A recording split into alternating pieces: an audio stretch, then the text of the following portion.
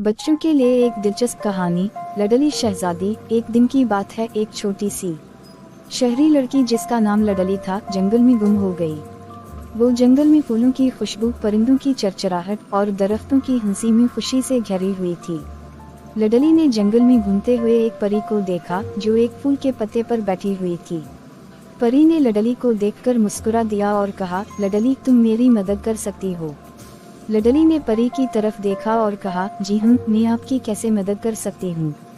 परी ने लडली को बताया कि इसका परचम गुम हो गया है और वो अपने परचम को वापस हासिल करना चाहती है। लडली ने परी की मदद की और परचम को वापस परी को दिया।